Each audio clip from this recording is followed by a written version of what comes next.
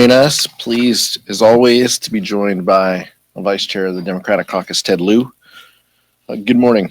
Republicans spent the last week lying about their vote to throw 17 million Americans off of health insurance. They're so terrified of voter backlash that they're charting new frontiers in dishonesty and political chutzpah. Rob Bresnahan says the big ugly law will be the largest deficit reduction in 30 years when it actually explodes the deficit by $4 trillion.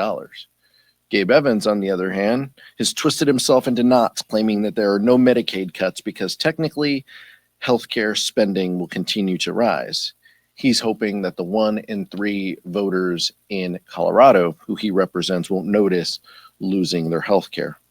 Derek Van Orden wants his voters to believe that somehow he managed to secure more money for Badger Care, even though he voted for $1 trillion in cuts to Medicaid, prompting the governor of Wisconsin to call him out for lying. Here's the truth. Republicans own the healthcare crisis that they've created. People will get sick, hospitals will close, like we've seen in places like Curtis, Nebraska, and nursing homes will shut down. And they're doing all of this so they can give billionaires tax breaks and make private jets fully tax deductible. They're the same rich and well-connected elites that they're protecting by keeping the Epstein files under lock and key after campaigning to release them. It's shameful, and House Democrats will make sure that they are held accountable. Now I'll turn it over to Vice Chair Ted Lieu. Thank you, Chairman Aguilar. Donald Trump, when he campaigned, promised on day one he would end inflation and lower costs. Donald Trump lied to the American people because we now know that inflation has continued to increase under his policies and that of Republicans.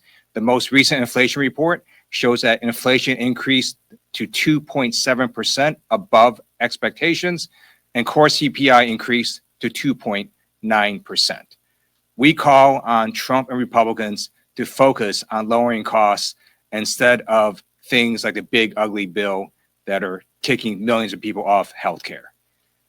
I've also noticed that there's been an uptick in activity around the Epstein files recently. I just want to remind the American people that in February of this year, Attorney General Pam Bondi acknowledged the existence of Jeffrey Epstein's client list. In fact, she said that Jeffrey Epstein's client list is, quote, sitting on my desk right now. Where is that client list?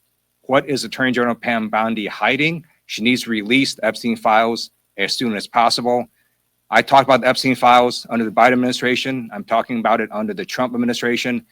This is a case of the powerful protecting the powerful. We need to have those files released. I also note that the Epstein files that have already been released show that Trump is all over the files. He's in multiple pictures with Jeffrey Epstein. There's multiple videos of Trump with Jeffrey Epstein. There are plane logs of Trump on Epstein's plane. There are statements by Trump about Epstein. There are court pleadings of alleged victims of Epstein naming Trump. So we need to have these Epstein files released. I also want to talk a little bit about Ukraine.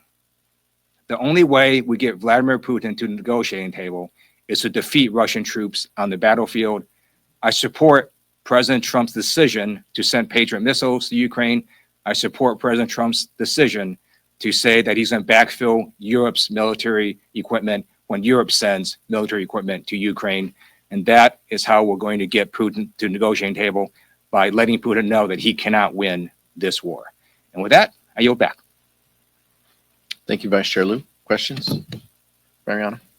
Thank you. A group of bipartisan Republican Democrats are reintroducing the Dignity Act, a bipartisan bill. A couple of years ago, apparently it's more narrow and more tailored to what's been happening as of late. I know the details of the but is this an opportunity for Democrats to possibly force a discharge petition on an issue that is bipartisan? It seems like there's been some Republicans that were working with the White House to try to get this.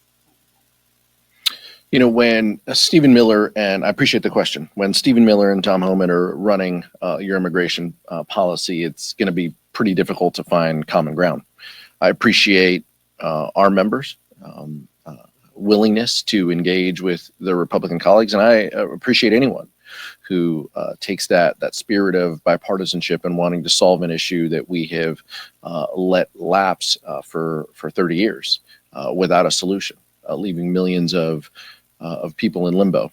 And I've been a part of efforts both in the Democratic caucus as well as in the Congress in order to support pathways for dreamers particularly. But it's a little hard to believe our House Republican colleagues who wrote a lot of letters saying that they didn't want the Latino population impacted by Medicaid cuts. And then they vote for that same bill that attacks Medicaid and will cut Medicaid for millions of Latinos across the country. So it's a little difficult. And right now we want to see the details of the bill. I understand that it has narrowed though, and that's unfortunate when a vast majority of Americans, including recent polling that came out in the last week, show that Americans, including Republicans, believe in broadening a path to citizenship for people who play by the rules, who pass a background check, who are working in this country. That's what we need to do. So we don't need to come backwards on ways to citizenship. We need to expand those. And so that would be my concern. And Democratic caucus efforts will include pathways to citizenship for people who are playing by the rules, living here, paying taxes, and trying to provide the American dream and want to be part of the fabric of this country.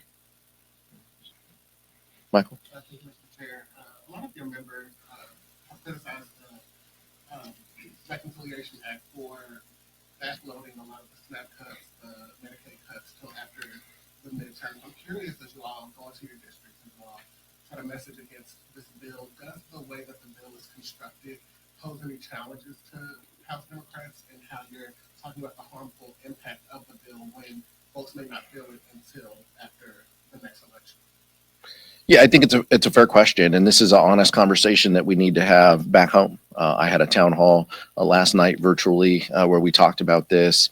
Met with constituents last week where we talked about this as well. We just need to be clear-eyed and tell our constituents what the impacts will be. But we also are joined by validators. We're joined by local hospitals and the National Hospital Associations and nursing homes and those folks who are going to be impacted by this. So this isn't just us as members of Congress saying danger is coming. There's a lot of folks standing with us saying, yes, danger is coming. This is how they're going to do it. This is how they're going to unwind Medicaid for 17 million people, impacting 17 million people and their health insurance coverage.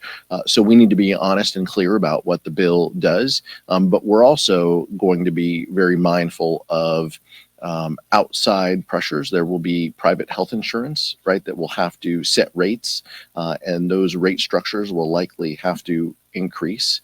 And so this is something that's going to affect folks not just on Medicaid, but on private health insurance.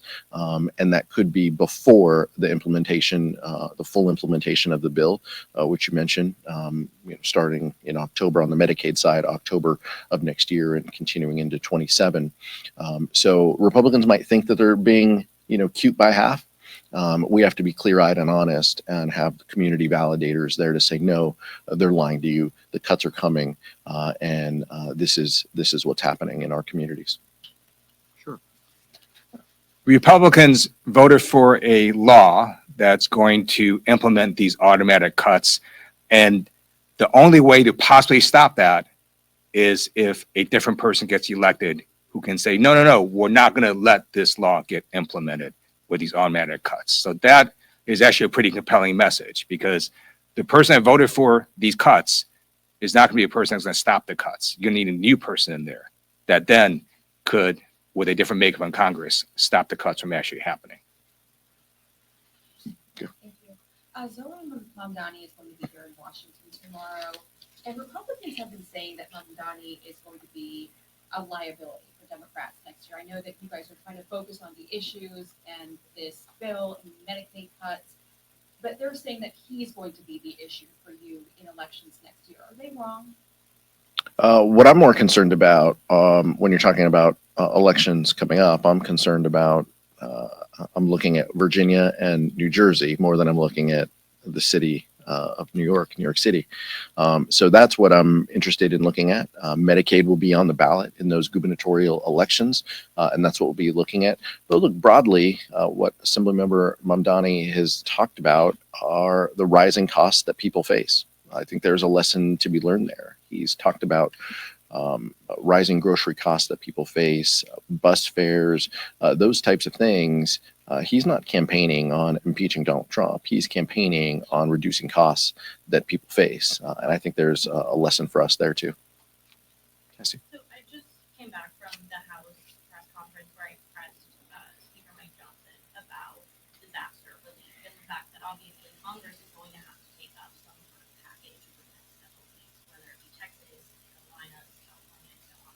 And I asked him if he could guarantee whether or not California would be included in a package if the president doesn't ask for it, since he's inclined not to, since he has some public beef with the governor, and the speaker wouldn't commit to that. So are Democrats as a caucus prepared to potentially face a vote where California is not in a package, and will they reject that and say, disaster rate has always been a 5% effort?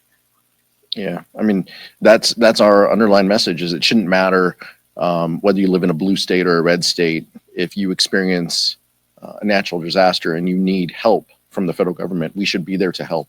That's it. That's the bottom line. Not red states get faster attention and blue states don't, or we don't send help to one and the other.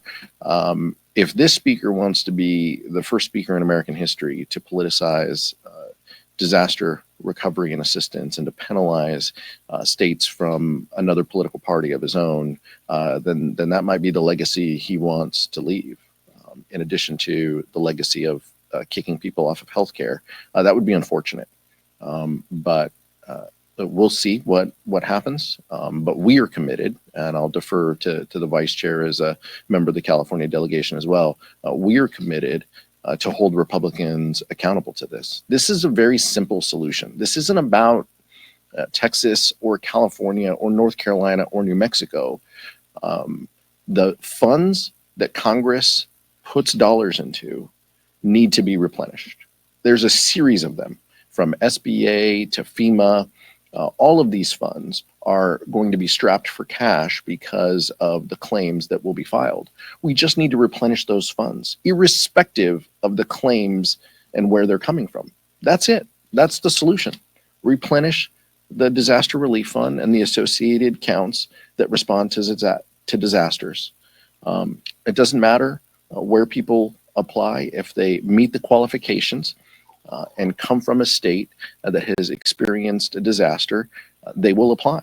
And so let's keep the states out of it and just replenish the funds. That's our message to our Republican colleagues. I hope that cooler heads prevail, and I hope that people who pride themselves on supporting this place as an institution meet that moment.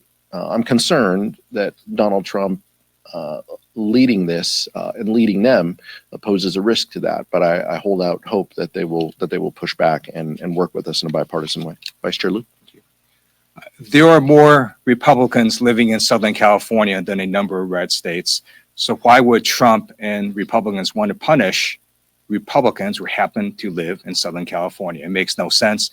It's un-American, it's unpatriotic to do disaster relief based on party registration or ideology.